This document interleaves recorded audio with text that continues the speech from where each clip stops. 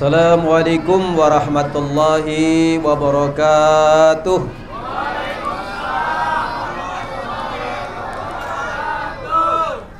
Bu, adem amat. Assalamualaikum warahmatullahi wabarakatuh.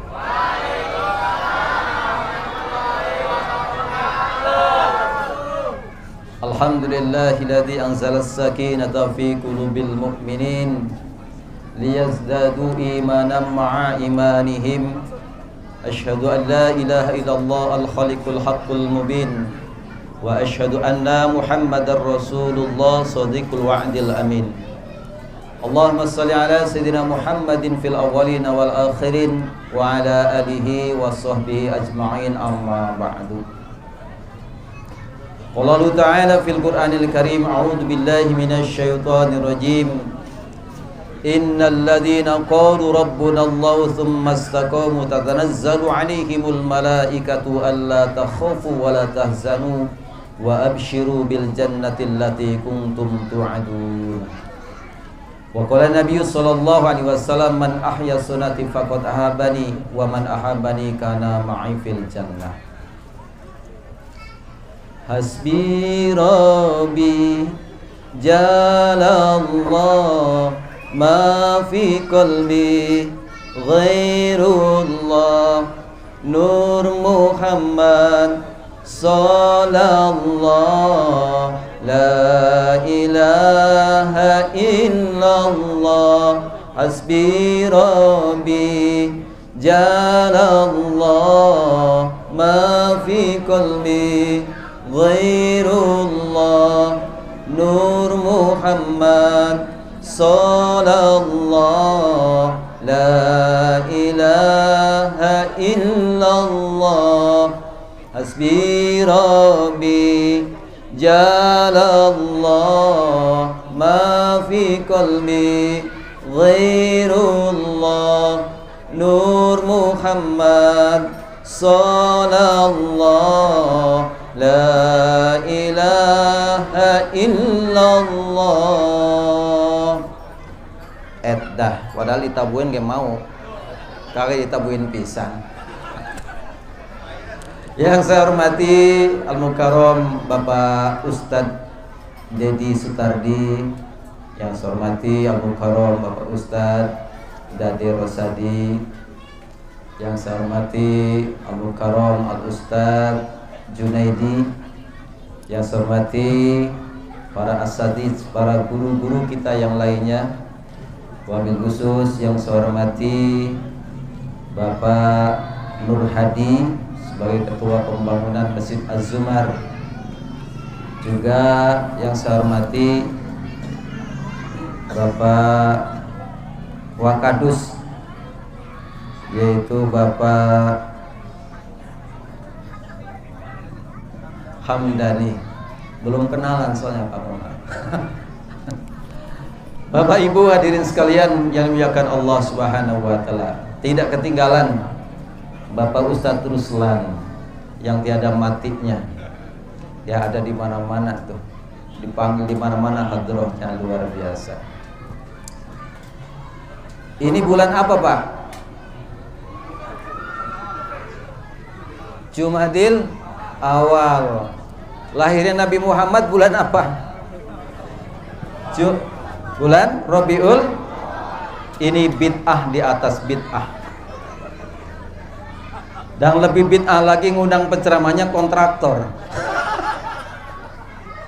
Ya, lebih bid'ah lagi yang diundang penceramahnya kontraktor. Makanya tadi ada yang bisikin, materinya jangan berat-berat Ustadz, karena tahu kontraktor biasa main yang berat-berat, main pasir, main beton, main besi, ya insya Allah nggak berat-berat.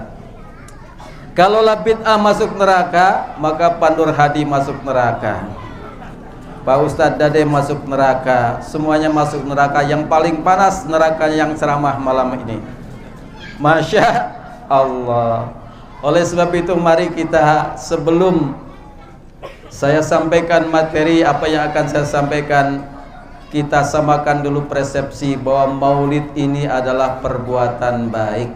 insya Allah.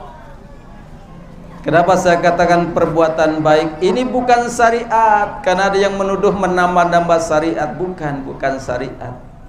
Ini hanya budaya. Ini hanya adat istiadat. Boleh adat dalam Islam? Boleh.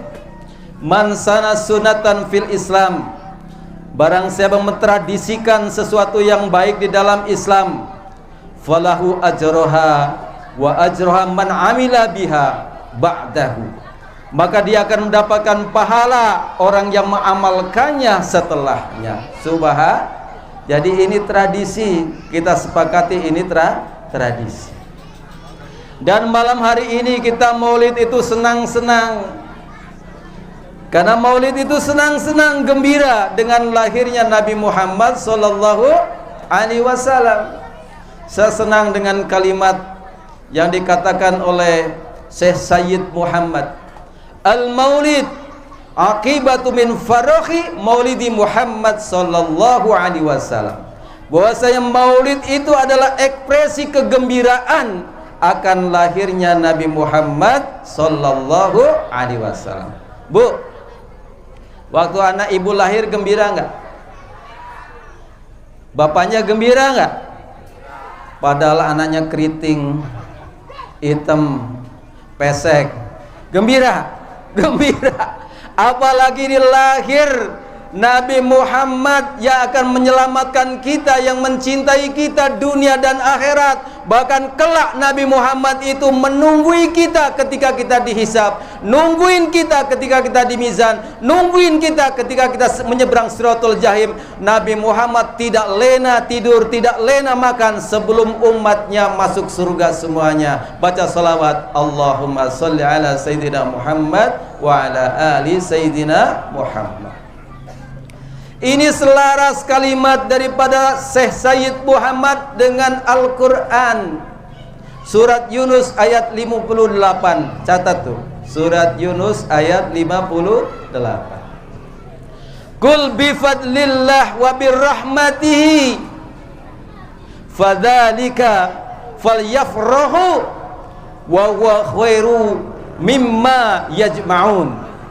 Bahwasanya kul, katakanlah, bifadlihi dengan karunia Allah, birahmatihi dengan rahmatnya, falyafrahu maka kalian gembiralah. Kira-kira sekarang kita Nabi Muhammad lahir sebagai rahmat kita, bukan? Wa ma arsalnaka illa, tidak ada rahmat yang paling besar kecuali rahmat karena kita dijadikan umat Nabi Muhammad sallallahu, maka kita wajib gembira. Wajaba syukru alaina min saniyatil, wajaba bahkan syukru alaina, wajib kita syukur karena Allah telah menjadikan kita umat Nabi Muhammad. Nabi Muhammad rahmatan besar. Jadi bukan gak ada dalilnya kita gembira menyambut lahirnya Nabi Muhammad, tapi ada surat Yunus ayat 58. Masih kurang dalilnya. Ali Imran ayat 103. Bismillahirrahmanirrahim.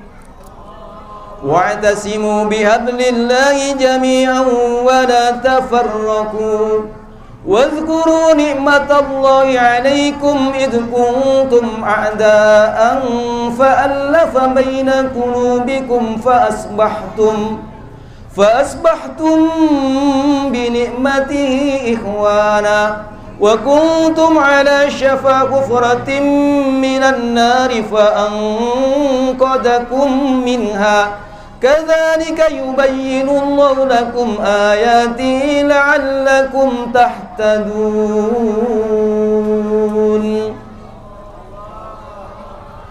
Bu, Allah, Bu, Allah.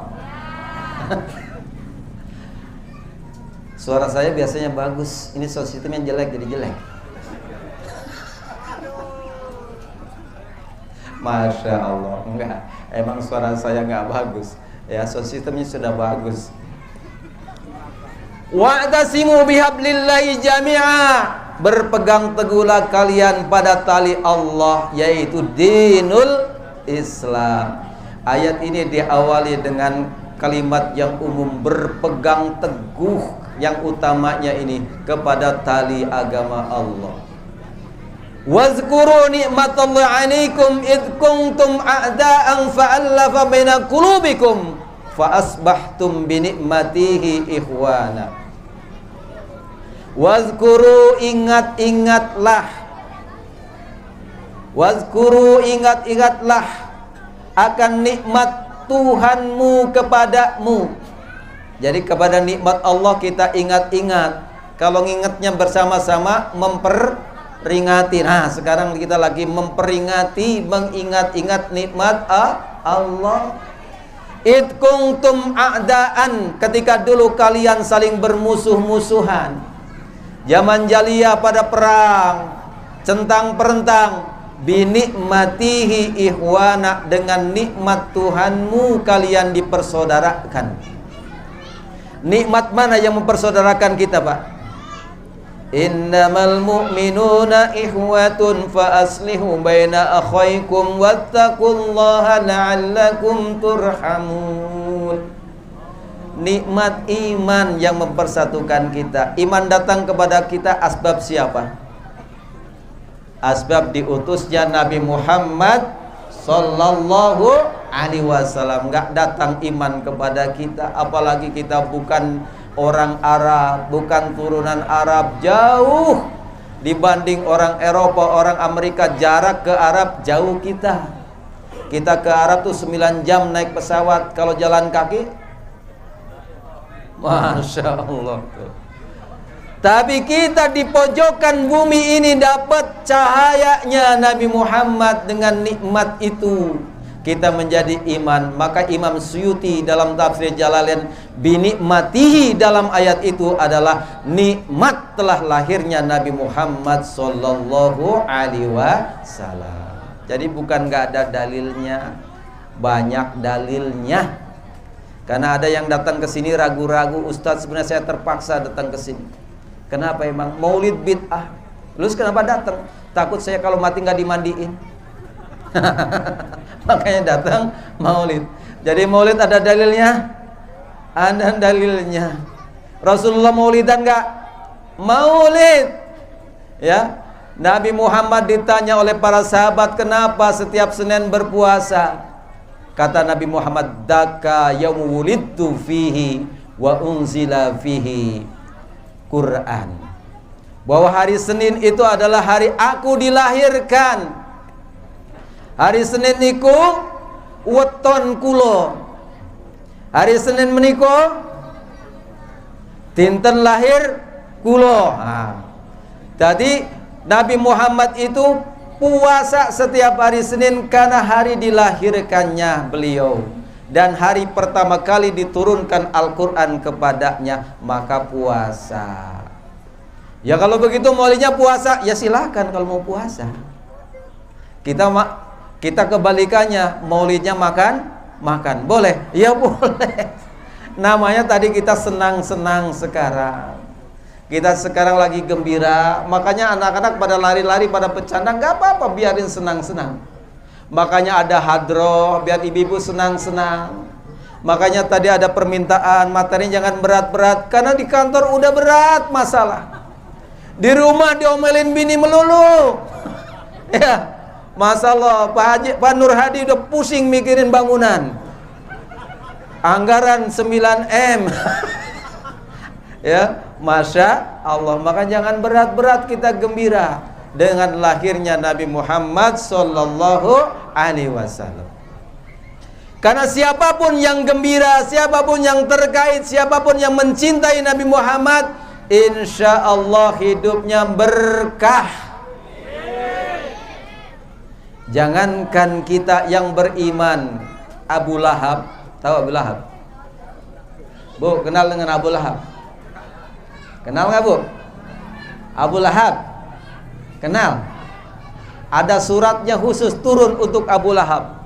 Tabbat yada abi lahabin wa tabb, ma aghna anhu maluhu wa ma kasab sayasla naran dhata lahabin wa imra'atuhu hammalatal hatab fi jidha hablum min masad. Itu ayat turun khusus untuk Abu Lahab dan istrinya. Ibu tahu nama istri Abu Lahab? Pinter. Ibu Lahab.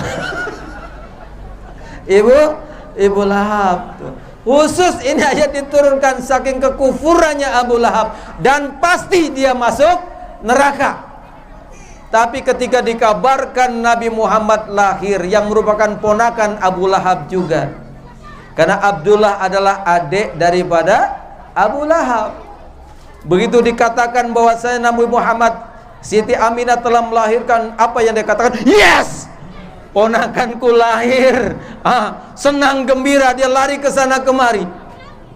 Akhirnya asbab senangnya itu, Allah ringankan azab nerakanya setiap hari Senin. Jadi setiap hari Senin itu diringankan azabnya oleh Allah Subhanahu. Asbab apa? Senang dengan lahirnya Nabi Muhammad sallallahu alaihi wasallam. Makanya kalau ada anak-anak senang maulid tapi enggak sholat, nanti kayak Abu Lahab. Setiap hari Senin doang dia diringankan azabnya. Maka kita maulid ini dalam rangka mencintai Rasulullah sekaligus mengamalkan apa yang dicontohkan oleh Rasulullah sallallahu alaihi wasallam. Baik. Jadi maulid bid'ah apa bid'ah? Belum berani jawab dengan tegas tuh. Bid'ah apa enggak? Enggak, ini bukan syariat, bukan syariat. Karena syariat itu ada ketentuannya, ada dasar hukumnya, ada kaifiahnya, ada sanksinya, ada waktunya, ya. Maka seperti sholat ada ketentuan hukumnya, ada kaifiahnya, ada sanksinya, ada ketentuan waktunya. Sholat subuh misalnya jam 8 boleh? Enggak. Ini bukan syariat, nggak ada ketentuan hukum, nggak ada kaifiah, nggak ada sanksi, dan tidak ada ketentuan waktunya. Lah maulid di bulan Jumadil awal. Nah, kalau maulid merupakan syariat nggak boleh. Lah saya undangan maulid sampai Januari, nyambung ke Isra Mi'raj. Untungnya jadi ustadz begitu tuh. Banyak proyek. Masya Allah. Jamaah sekalian Allah Subhanahu wa taala, mari kita masuk tema. Kita masuk materi. Tadi baru pembukaan. Biar kita yakin kalau kita bukan melakukan perbuatan sia-sia, tapi karena kita cinta kepada Rasulullah sallallahu alaihi wasallam. Materi yang saya akan bawakan surat Al-Fat ayat 29. Muhammadur Rasulullah. Allah napa? Muhammadur Rasulullah walladzina ma'ahu asyidda'u 'alal kuffari ruhama'u bainahum tarahum ruk'an sujjadan yabtaghuna fadlan minallahi wa ridwana simahum fi wujuhihim min atharis sujud. Ayatnya panjang, kita penggal sampai situ saja karena ini banyak permasalahan dalam masyarakat dalam hal ini saja. Muhammad itu Rasulullah, walladzina ma'ahu, dan orang-orang yang bersamanya, asyidda'u 'alal kufar, keras terhadap orang-orang kafir, ruhama ubainahum, tapi penuh kasih sayang terhadap sesamanya. Ini kalimat keras terhadap orang kafir, hati-hati menerjemahkan dan mentafsirkan. Nanti kalau salah ngaji ketemu orang kafir dijotosin, ya. Nanti salah ngaji kita ngeledakin bom di kedutaan, yang mati tukang cendol, tukang bakso. Bahaya. Asyidda'u 'alal kufar maksudnya keras terhadap ajakan orang kafir yang ingin menyesatkan kita, ingin menggelincirkan kita, ingin mengembalikan kita dalam kekufuran. kekufuran. Kalau bergaul boleh kita, berteman boleh kita, berbisnis boleh kita, bertetangga boleh kita, saling berbagi hadiah boleh dengan orang kafir. Yang enggak boleh kita mencampur adukan, mencemari akidah kita. Nih, bentar lagi mereka mau ada maulid nih, tanggal 25 Desember. Ya. Bu, tanggal 25 Desember ada maulid Yesus. Mereka kadang-kadang orang karena katanya toleransi, karena kadang-kadang karena ingin dikatakan pluralisme, bisa mencampur adukkan akidah kita, tauhid kita jadi rusak. Maka yang pertama kita harus bentengi akidah kita, keras terhadap orang kafir. Jangan sampai kita tercemar akidah, rusak akidah kita. Natal bersama boleh? Enggak boleh. Karena ini sejak zaman Rasulullah begitu. Ketika umat Nabi Muhammad sudah semakin kuat, umatnya semakin banyak, datang para rahib-rahib, para pendeta-pendeta kepada Rasulullah. Ya Rasulullah, bukan Rasulullah panggilnya, ya Muhammad, bagaimana kalau kita kerjasama? Apa maksudnya? Umatmu sekarang sudah semakin banyak, agamamu sudah semakin kuat, bagaimana kalau ibadah kita bagi dua? 1 minggu aku ikut ke masjidmu, 1 minggu kalian ikut ke gerejaku. Jadi tawaran ini sudah sejak zaman Nabi Muhammad, bukan baru kali ini. Ada orang diajak-ajak sholawatan di gereja, ada orang diajak baca Quran, azan di gereja, dan sejak zaman Nabi Muhammad. Apa Nabi Muhammad jawabnya? Enggak jawab. Karena Nabi Muhammad enggak menjawab kecuali turun firman Allah Subhanahu wa ta'ala. Kemudian turun surat yang pasti kita hafal, karena surat ini gacoan kita kalau sholat. Bismillahirrahmanirrahim. Qul ya ayyuhal kafirun la a'budu ma ta'budun wa la antum 'abiduna ma a'bud wa la ana 'abidum ma 'abadtum wa la antum 'abiduna ma a'bud lakum dinukum waliyadin. Hafalkan? Ya. Katakanlah hai orang kafir, aku bukan penyembah Tuhan yang kamu sembah, dan kamu pun bukan penyembah Tuhan yang aku sembah, dan seterusnya. Lakum dinukum, bagimu agamamu, bagiku. Begitu yang benar toleransi. Toleransi bukan mencampur adukan, berbaur, tapi kita saling menghormati, tidak mengganggu, itu toleransi. Jadi nanti kalau maulidnya Yesus nggak usah kita ikut-ikutan Natal bersama. Nah, kalau pemimpin kayak Mbah Nur sebagai RW, ya, Pak Wakadus juga bagaimana? Boleh kalau ada warganya yang mengundang dalam acara itu, boleh datang sebagai pemimpin, bukan sebagai pribadi, boleh. Makanya presiden boleh hadir, presiden boleh mengucapkan selamat, tapi tetap dalam hati kita yang esa hanya Allah, yang berhak disembah hanya Allah. Karena kita pemimpin bukan cuma satu agama. Kita orang yang majemuk, boleh kita. Boleh makan, boleh. Tapi kata ulama, pilih jangan hewan sembelihan, jangan yang bernyawa, pilih buahnya. Ya, kue juga jangan. Kadang-kadang ada campuran yang haramnya. Ya, buah-buahan boleh, aqua boleh. Ya, jangan minum bir, Mbah Nur.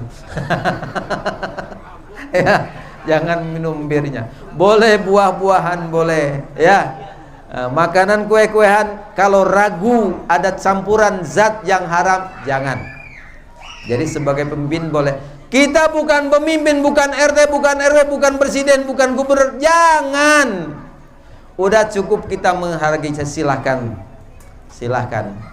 Karena bukan sekedar Natal bersama, bukan sekedar mengucapkan selamat Natal, tapi ada tauhid di situ, ada akidah kita yang berbahaya karena mereka mendakwahkan bahwa Nabi Isa adalah anak Tuhan.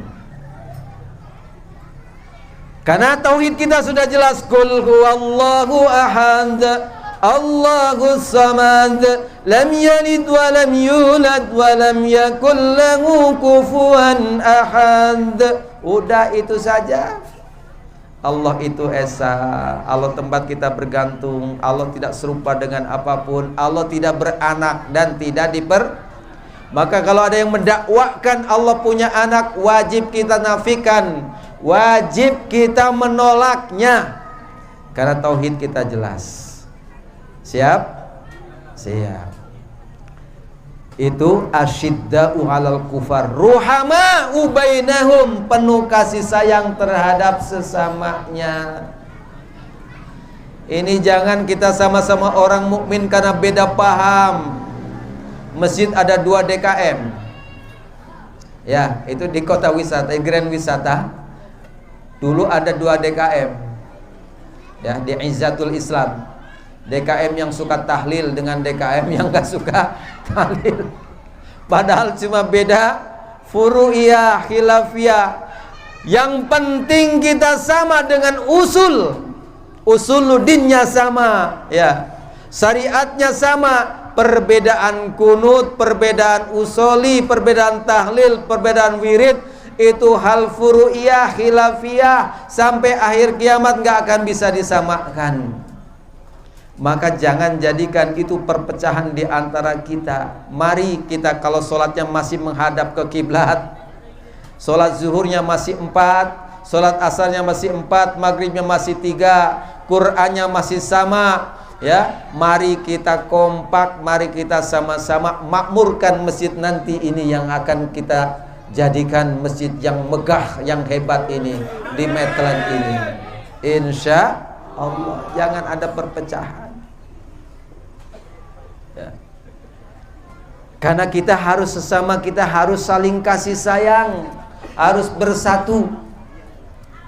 Kemudian selanjutnya, apa yang digambarkan oleh Nabi Muhammad dan orang-orang yang bersama Nabi Muhammad, tarahum ruk'an wa sujada. Orang-orang umat Nabi Muhammad itu senang ruk'a wa sujada, senang ruku dan sujud, senang sholat. Sholatnya berjamaah. Jadi umat Nabi Muhammad itu senang berjamaah, karena itu adalah merupakan filosofi persatuan kita. Makanya ketika imam mengatakan mau sholat itu mesti barisan dulu yang suruh dirapatkan dan diluruskan. Karena sholat disitulah awal dasarnya kita bersatu. Bahkan ada hadis yang mengatakan, jangan renggangkan sholatmu atau kalian diporak-porandakan. Ternyata porak-porandanya kita saling centang-perentangnya awalnya dari sholat. Karena kita tidak rapi dalam sholat, tidak rapat dalam sholat, bisa porak-poranda kita dalam kehidupan bermasyarakat. Selanjutnya, simahum fi wujuhim min athari sujud. Orang beriman itu, umat Nabi Muhammad itu ada tanda sujud di mukanya. Tanda sujudnya apa? Mohon maaf, bukan tanda ini, bukan tanda hitam di sini, bukan. Ya. Bahkan Ibnu Umar, Abdullah bin Umar pernah menegur seseorang yang ininya hitam. Ya, kamu kenapa hitam itunya? Ini gara-gara sujud. Apa kata Ibnu Umar? Aku melihat Nabi sholat yang lebih dari kamu. Aku melihat Abu Bakar, melihat Umar, Utsman dan Ali sholatnya lebih dari kamu, tapi tidak pernah hitam. Ya, jadi simahum fi wujuhi min athari sujud adalah cahaya di wajahnya, asbab dia rajin sujud. Apa itu sujud? Yaitu ketika kita meletakkan kepala lebih rendah daripada pantat kita. Pantat tempat yang hina, iya Pak?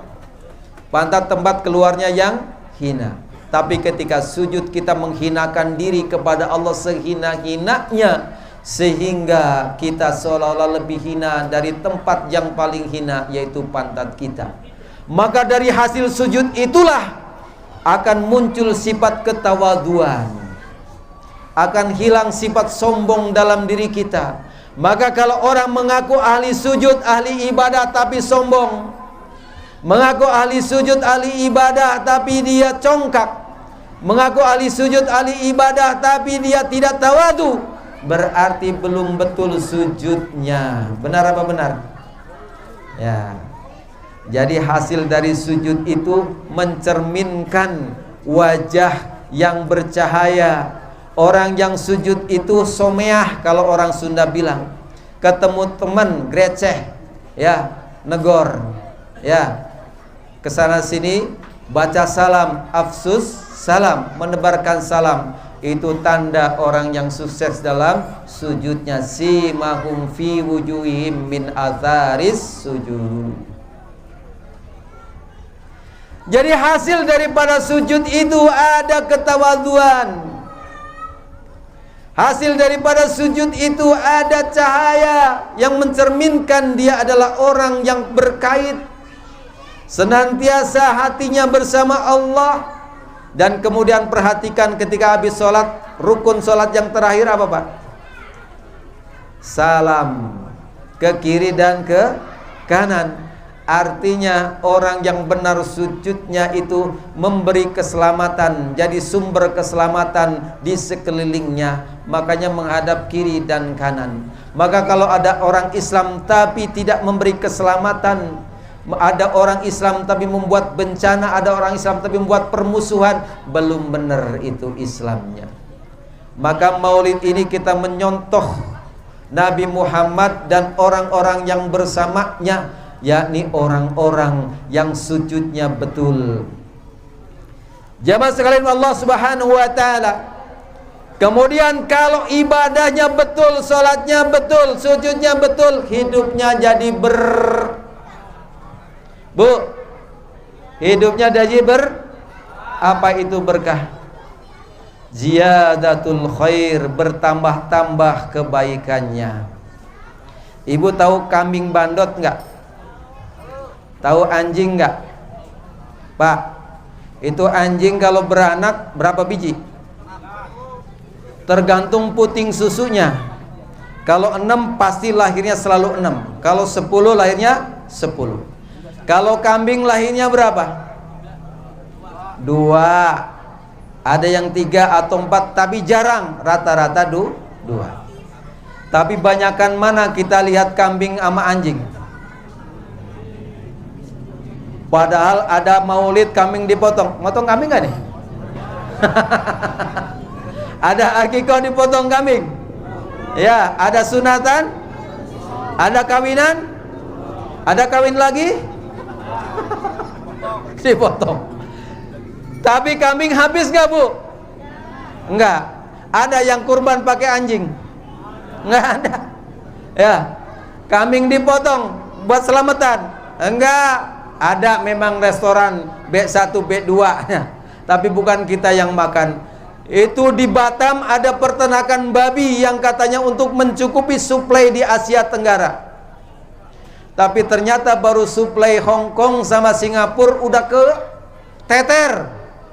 Padahal di Batam peternaknya sangat besar, berapa hektar saja. Ke teter. Padahal tadi babi sama dengan anjing lebih banyak lagi kalau beranak. Itu tandanya tidak berkah.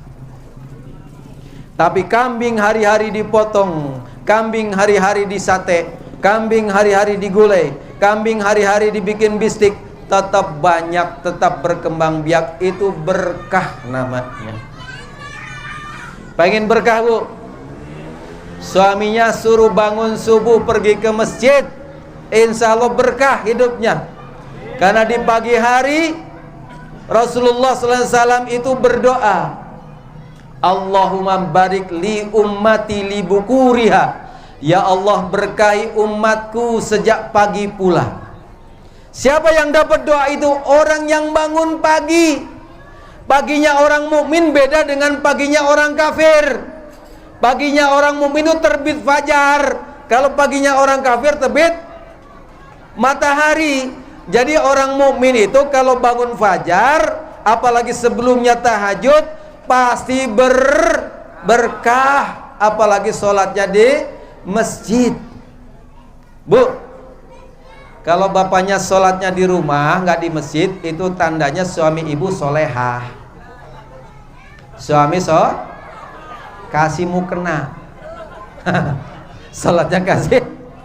Karena laki-laki yang soleh itu sholatnya di masjid, berkah, insya Allah berkah, karena dia dapat doa dari Rasulullah Sallallahu Alaihi Wasallam. Ada seorang murid datang kepada Imam Syafi'i. Ya Imam Syafi'i, hidup saya kok susah terus, kurang terus, padahal saya kerja iya, gaji besar juga. Kenapa ya? Apa jawaban Imam Syafi'i? Kamu besok menghadap atasanmu, minta dikurangi gajinya. Ini gimana coba? Udah kurang terus, banyak hutang, tapi malah disuruh sama Imam Syafi'i suruh menghadap atasannya, minta dikurangi gajinya. Tapi murid zaman dulu nurut saja sama mursyidnya. Coba murid sekarang, guru gimana sih? Lah orang kita kurang banyak hutang malah suruh minta dipotong gajinya. Misalnya gajinya 15 juta jadi 10 juta. Itu nurut saja murid. Langsung besok pagi menghadap atasan. Boleh enggak Pak, saya minta satu permintaan. Apa? Tolong gaji saya turunin. Atasannya bingung. Serius kamu? Iya turunin. Berapa? Ya 5 juta sajalah kira-kira. Ya udah diturunin. Setelah itu ternyata hutangnya mulai kebayar. Masalahnya mulai selesai. Datang lagi kepada gurunya, ya Imam Syafi'i, alhamdulillah karena gaji saya diturunkan, kemudian saya hutangnya mulai kebayar, urusan saya makin selesai. Apa selanjutnya yang harus saya lakukan? Kamu menghadap atasanmu lagi, minta diturunin lagi gajinya. Ini hanya contoh, jangan dipraktekin. Bu, ini cuma contoh, jangan dipraktekin. Kemudian datang lagi ke atas, saya minta dipotong lagi. Tadinya 10 juta. Jadi berapa? Turunin 5 juta lagi. Jadi berapa gajinya? 5 juta. Ternyata urusannya makin selesai. Urusannya makin selesai. Utang-utangnya makin kebayar, hampir lunas. Utang-utangnya yang tadinya barangkali utangnya 3 miliar, hampir lunas utangnya. Datang lagi menghadap kepada Imam Syafi'i, ya Syekh, ternyata urusanku udah hampir selesai, apalagi yang harus saya lakukan? Menghadap atasanmu lagi, minta potong lagi sedikit lagi gajimu. Akhirnya menghadap lagi, dipotong gajinya 2 juta. Jadi berapa tuh? 3,5 juta. Dan selesai semua urusan. Hutang-hutangnya kebayar semua. Secara rasional akal kita mestinya gaji kecil, urusan tambah banyak, hutang gak mungkin kebayar. Tapi ternyata ada message daripada kalimat ini. Ternyata yang banyak gajinya itu gara-gara tidak sesuai dengan kemampuan kita, tidak sesuai dengan kerja kita, tidak berkah. Mungkin gaji segitu sesuai dengan kemampuan dan hasil kerja kita, itulah yang berkah. Jadi makanya Ustadz kalau kegedean minta amplop, jangan-jangan begitu tuh, tidak sesuai dengan ilmunya, bahaya tuh. Tapi ngomong-ngomong, saya disiapin amplop apa kagak? Enggak, saya nggak berharap amplop, demi Allah. Seumur-umur saya jadi Ustadz nggak pernah makan amplop. Masya Allah tuh. Jangan terlalu gede minta honor. Ini yang gajinya terlalu gede tapi tidak sesuai dengan pekerjaannya, hati-hati, nggak berkah. Kerjanya sering bolos, kerjanya sedikit, gajinya gede, hati-hati. Karena mestinya harus yang gaji gede tukang saya. Lebih berat kerjanya. Dibanding Banur berat mana? Gajinya gede mah. Bu, suami ibu gajinya gede nggak? tapi masih punya utang. Jangan-jangan kurang berkah. Jadi sekarang gak usah menghadap atasan, gak usah minta dipotong gaji. Cukup sekarang keluarkan nih ke masjid deh. Cukup ke masjid. Gak usah banyak-banyak, 5% aja. Kalau nggak bisa 5%, 2,5%. Bu, rata-rata gaji suami berapa? 10 juta, taruhlah 10 juta. 5%-nya berapa, Pak? 500 ribu gede apa enggak? 10 juta diambil 500 ribu, kagak kerasa. Boleh jadi nanti yang 9,5 juta berkah. Ini angsuran rumah tinggal 5 tahun lagi langsung lunas. Bini yang bawel insya Allah jadi soleha. Suami yang suka kelayaban jadi soleha. Soleh. Tadi saya bilang kambing dengan anjing. Kenapa kambing berkah, anjing tidak berkah? Bapak Ibu tahu nggak? Kambing itu nggak ada malam kelayaban. Pokoknya setiap maghrib udah di kandang, habis isya tidur, bangun subuh, makanya berkah. Tapi anjing saya lihat tuh kelayaban kemana-mana kalau malam, main catur, main gapleh, anjing. Ya, main catur, main gapleh, main judi, mabok, itu anjing. Tapi begitu kita berangkat sholat subuh, anjing tidur. Tapi kalau dibanding kehebatan, hebat anjing. Saya pernah ketemu dengan polisi di Malaysia, pelatih anjing. Pakainya bagus, pakai jas, pakai dasi, tapi guru Masya Allah. Tuh. Ada anjing yang harganya 3 miliar, Pak. Kambing ada nggak 3 miliar? Itu anjing bisa mendeteksi narkoba. Bahkan yang luar biasa itu anjing bisa mendeteksi VCD bajakan, Pak. Coba. Kalau narkoba ada baunya ya. Ini VCD bajakan bisa ketahuan. Makanya harganya 3 miliar tuh. Makanya yang ada gambaran dalam Al-Quran itu anjing hewan yang cerdas. Dan hewan yang masuk surga, satu-satunya hewan yang masuk surga anjing, Pak. Ashabul Kahfi. Tapi kambing udah di surga, diturunin ke bumi. Ya, dulu kan Habil kurban kambing. Ya, diangkat ke surga tuh. Tapi begitu Ismail disembelih, diganti, diambil kambing dari surga diturunin. Hebat mana sama anjing? Hebat anjing tuh. Hebat anjing tuh. Kelebihannya banyak luar biasa anjing, tapi tidak berkah gara-gara apa? Malam kelayaban, pagi tidur. Kambing kejelekannya banyak. Makanya jangan ditiru sifat bandot. Bu, itu bandot setiap ketemu perempuan langsung dinaikin. Nggak tahu adeknya, nggak tahu maknya, naikin tuh kambing. Anjing kagak. Kalau belum musim kawin nggak mau anjing. Tapi kambing tuh bandot. Tuh. Tapi kalau udah maghrib nggak mau, Pak. Udah maghrib nih, udah masuk kandang. Biar ada cewek cakep, paling dititenin doang. Besok dah. Makanya yang bajik kambing bandot jangan ditiru. Tapi cara pola hidupnya boleh ditiru. Cara tidurnya boleh ditiru. Yang jadiin berkah itu Pak. Dapat doa, bahkan binatang saja dapat kesawaban doa dari Nabi Muhammad sallallahu alaihi wasallam. Allahumma barik li ummati li bukuriha. Kalau kita ingin dapat berkah, maka jangan biarkan suaminya kelayaban malam, Bu. Pagi-pagi tidur. Tidur lagi nggak apa-apa, yang penting udah bangun tahajud, pergi ke masjid berjamaah, karena malam habis lembur tidur lagi, kagak ngapa-ngapa. Ini yang malamnya kemana-mana nggak karu-karuan, tidur habis sebelum subuh lewat, itu nggak dapat berkah. Pasti hidupnya berantakan. Pasti hidupnya tidak berkah. Maka jamaah sekalian Allah Subhanahu wa taala, sekali lagi ayo pakai kardus aqua tuh keliling.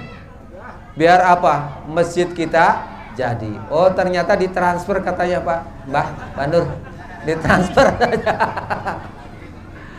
Allahumma salli ala sayyidina Muhammadin tibil qulubi wa dawaiha wa afiyatin abdani wa sifaiha wa nuril absari wa diyaiha wa ala alihi wa sahbihi wa salim.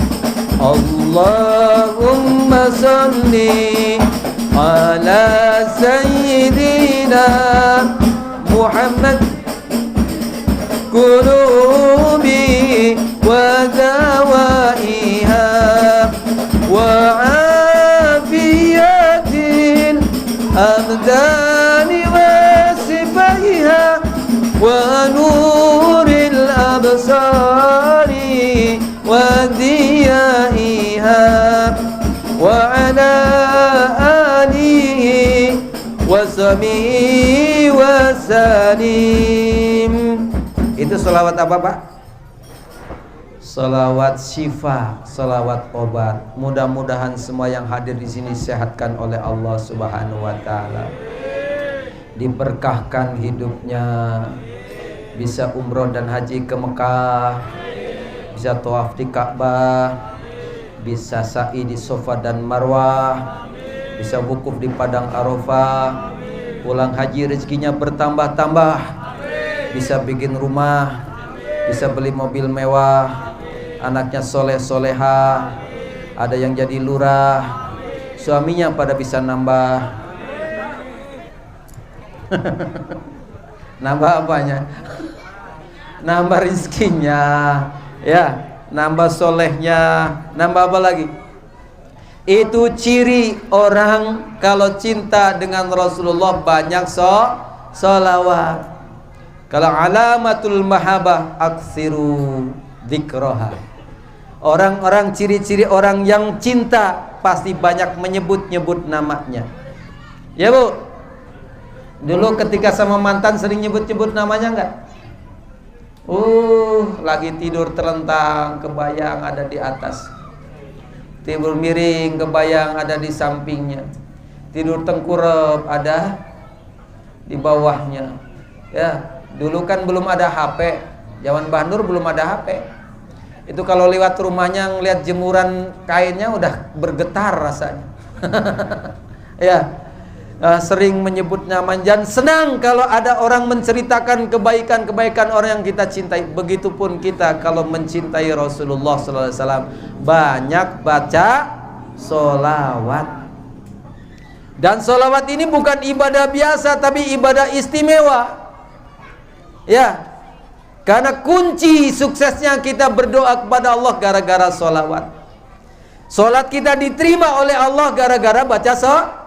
Karena sholawat rukun sholat. Di mana kita bacanya? At-tahiyatul mubarakatus sholawatut thayyibah. Assalamu alayka ayyuhan nabiyyu. Assalamu alayna wa ala ibadillah. Ashhadu an la ilaha illallah wa ashhadu anna Allahumma salli ala sayyidina Muhammad wa ala ali sayyidina. Itu sholawatnya. Habis itu salam boleh? Boleh, rukunnya sudah selesai. Kalau ibu belut kentut lagi tahiyat, nggak usah diselesaikan sampai Hamidum Majid. Assalamualaikum Nabi warahmatullahi wabarakatuh. Jangan. Kalau kita ngerti fikih udah cukup Allahumma sholli ala sayyidina Muhammad wa ala ali sayyidina Muhammad, udah beres. Assalamualaikum, assalamualaikum, udah selesai.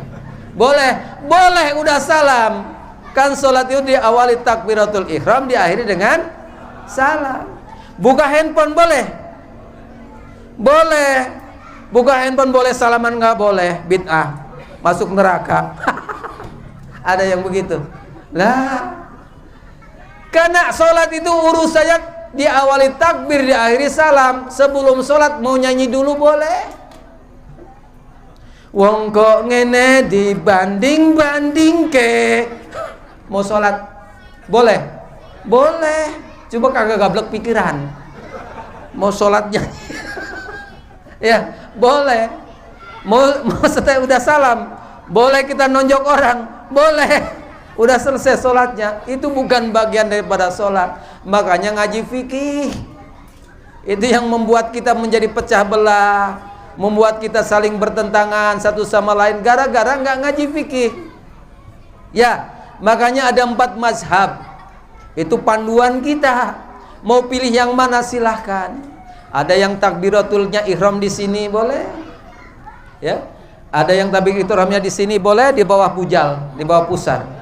Ada yang takbiratul ihramnya langsung Allahu Akbar. Begini ke? Ya, enggak sedekap. Ada dalilnya, semua ada dalilnya, silahkan. Ada mazhabnya, silahkan. Ya, ada yang begini doang, ada, silahkan. Ada yang begini, silahkan. Jangan ribut. Karena ada murid saya habis sholat ribut. Karena habis sholat usap muka. Ditanya sama yang begini-gini, nggak ada dalilnya tuh habis sholat usap muka. Biarin, nggak ada dalilnya. Bukan apa-apa, saya puyeng lihat jari kamu tadi.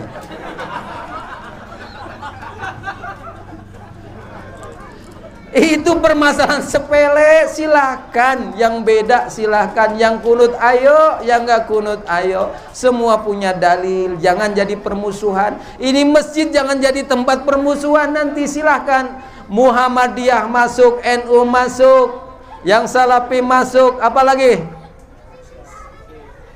Persis, jangan ISIS.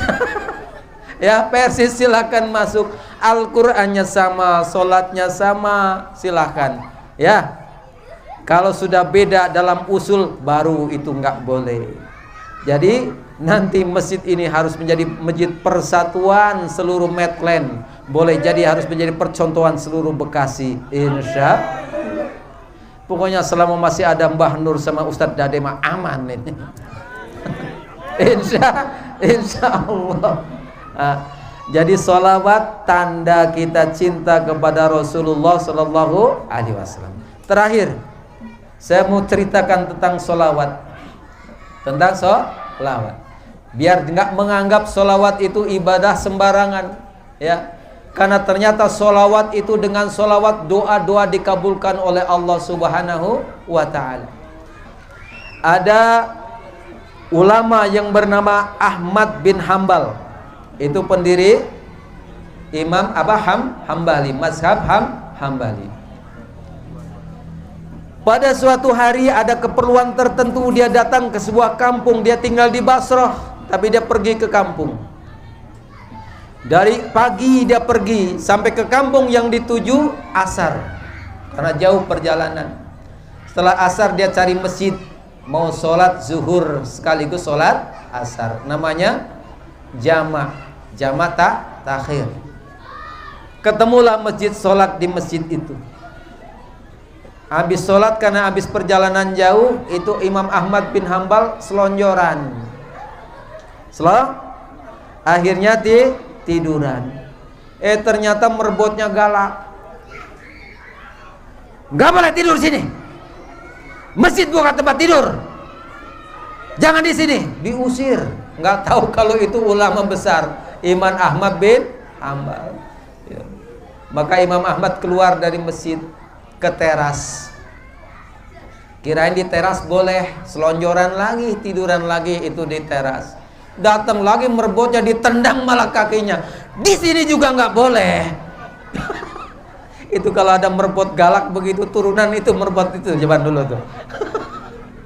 Ya, Diusir itu dari masjid. Masya Allah. Dari jauh itu ada tukang kue di pojokan sana. Lihat, itu orang kok diusir-usir, dibentak-bentak dari masjid. Dipanggil sama itu tukang kue. Tuan, kemari tuan.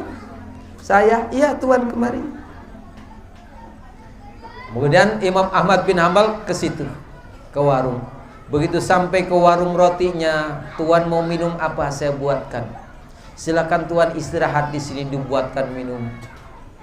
Habis itu dibuatkan kue, dikasih kue. Subhanallah.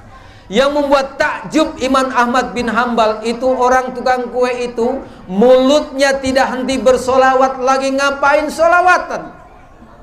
Bikin air, Allahumma sholli ala Sayyidina Muhammad wa ala ali Sayyidina Muhammad. Bikin adonan kue, Allahumma sholli ala Sayyidina Muhammad wa ala ali Sayyidina Muhammad. Manggang kue, Allahumma sholli ala Sayyidina Muhammad wa ala ali Sayyidina Muhammad. Ngelayanin tamu, Allahumma sholli ala Sayyidina Muhammad wa ala ali Sayyidina Muhammad. Takjub Imam Ahmad bin Hambal. Wahai Tuhan, sejak kapan bibirmu basah dengan solawat? Sejak kapan kamu terus menerus bersolawat? Oh, sudah lama Tuhan. Terus apa yang kamu dapatkan dengan solawat itu? Semuanya aku dapatkan. Kamu dapatkan? Iya, semuanya aku dapatkan. Cuma satu yang belum dikabul oleh Allah. Apa yang belum dikabul sama Allah? Aku dengar ada ulama yang masyhur, ulama yang soleh, ulama yang alim tinggal di Basrah. Aku ingin jumpa dengan ulama itu. Sampai hari ini belum berjumpa. Siapa nama ulama itu? Namanya Ahmad bin Hambal. Subhanallah. Siapa namanya? Apa kata Imam Ahmad bin Hambal? Kamu sudah berjumpa, kamu doanya sudah dikabul oleh. Belum Tuhan, aku belum berjumpa dengan ulama itu. Sudah, belum Tuhan. Sudah. Aku ini Ahmad bin Hambal yang benar. Subhanallah. Tuh. Ya. Jadi asbab dia rajin bersolawat Imam Ahmad bin Hambal yang tinggal di Basrah. Tiba-tiba ada keperluan tertentu datang ke kampung itu, ke masjid, merbotnya galak. Dan akhirnya asbab itu dia datang ke warung untuk mengabulkan doa tukang kue itu. Subhanallah. Jadi banyak solawat Bu. Solawat ini ibadah yang pasti diterima oleh Allah. Ibu lagi lagi head, lagi hadas besar, boleh solawatan. Ya, silakan. Ini ibadah yang pasti diterima oleh Allah Subhanahu wa ta'ala. Ini pentingnya kita maulid, tambah cinta kepada Allah. Coba kalau nggak ada maulid, nggak diceritakan tentang kisah Nabi Muhammad. Anak sekarang coba tanya, siapa paman Nabi yang gugur di Uhud, perang Uhud? Kamu nanya, kamu nanya.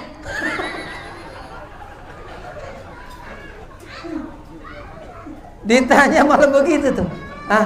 Nggak bisa jawab Pak. Tapi karena ada maulid itu tadi dibaca tuh, Maulid Diba, dibaca Al-Barjanji, dibaca Sindu Duror, mengisahkan tentang silsilah Nabi, sifat-sifat Nabi, rupa Nabi, diceritakan di situ. Cuma sayang yang baca nggak bisa, yang denger kagak ngerti. Makanya dianggap lagi baca lagi baca jampe. Ya, padahal itu kisah yang luar biasa. Kalau kita paham saja itu luar biasa. Itu maulid sebenarnya tadi itu inti daripada acara ini tadi baca maulid. Harusnya tadi panjangan, ceramah mah sebentar aja. Ya, maulid coba kagak paham. Masya Allah. Jadi hasil daripada maulid ini, mari kita makin cinta kepada Rasulullah. Mari kita amalkan sunnah-sunnahnya. Mari kita ikuti apa yang diajarkannya. Mari kita tingkatkan persatuan. Mari kita cari hidup yang berkah. Tadi bagaimana cara hidup berkah? Bangun di pagi hari, ya, kita nikmati hasil kita sesuai dengan kemampuan kita. Apabila lebih, infakkan, kasihkan kepada yang membutuhkan, fakir miskin, tempat ibadah, jalan-jalan kita berikan keleluasaan. Maka itulah yang akan membuat hidup kita berkah. Maka dengan maulid ini mudah-mudahan kita makin cinta kepada Rasulullah, dan cinta kita nanti dibalas oleh Rasulullah sallallahu alaihi wasallam di akhirat dengan mendapatkan syafaatul uzma. Amin ya rabbal alamin. Barangkali demikian yang bisa saya sampaikan. Mudah-mudahan bermanfaat. Apabila banyak kekeliruan kesalahan, mohon dibukakan pintu maaf yang seluas-luasnya. Doa siapa ada? Langsung. Al-Fatihah. A'udzu billahi minasyaitonir rajim. Bismillahirrahmanirrahim. Alhamdulillahi rabbil alamin arrahmanir rahim maliki yaumiddin. Iyyaka na'budu wa iyyaka nasta'in ihdinas siratal mustaqim. Siratal ladzina